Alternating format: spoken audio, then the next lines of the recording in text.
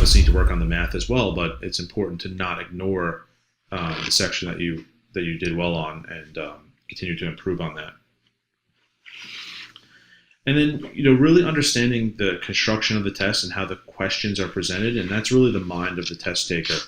Understanding the ideal test taking mindset of not letting the questions dictate how you act, and really using your strategies and methodologies to your benefit is really how you get a really high score on one of these exams. And that comes from understanding the structural underpinnings of test questions. So if you break them down into their individual components and their individual parts, and you can take those parts and piece them together into a coherent question that you can then answer, that's how you do really, really well on standardized tests. And then always remember to time yourself. One of the big mistakes students make is just not timing themselves consistently enough, and that just results in shock on the day of the test. Okay, so a brief case study. Student does really well on, in school, high GPA, take the SAT, just not the greatest score that they wanted, a little bit below average there.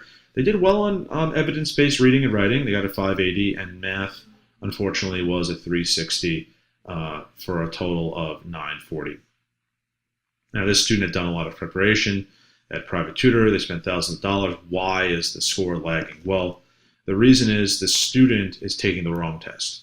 So we would switch that student over to the ACT, and the math score would still be on the lower side, but the English, reading, and science scores would all be probably slightly above average, because that student's skill set on those sections was much better. And that would result in an automatic kind of point increase just based on a better allocation of the question type. So instead of having 50% math and that really dragging the score down, now we only have 25% math, and the score is not getting dragged down.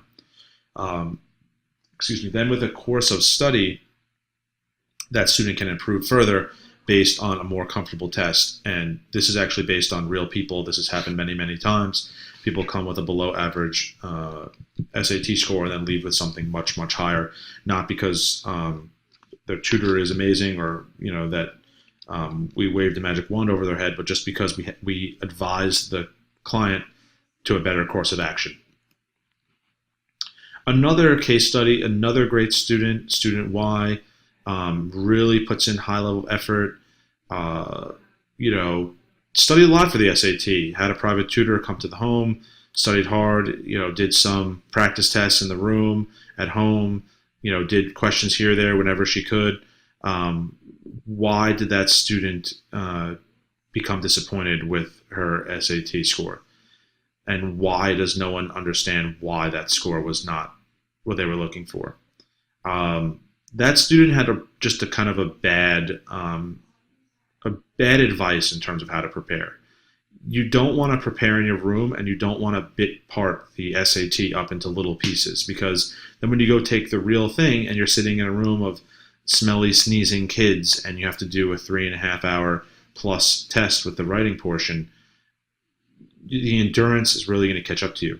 And that's what happened to this student, and this happens all the time. So it's really important to consider, where am I preparing? How am I preparing? Have I experienced the real testing environment? Am I ready to go take the test next to other students? That's how you really become super prepared for the SAT. Okay, so that's it for me. Let's see, Barb, do you have any questions about what we've spoken about?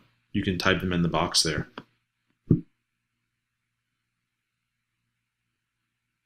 Okay, so I guess if there's no questions from Barb here, or anyone else on the webinar, that's going to be it for us today. We went through how to prepare for the SAT and ACT and how to choose between the two exams. And we really appreciate your attendance and hope to see you at our next webinar, which will be about the college admissions process. All right, great. Thank you. Have a good night. Bye.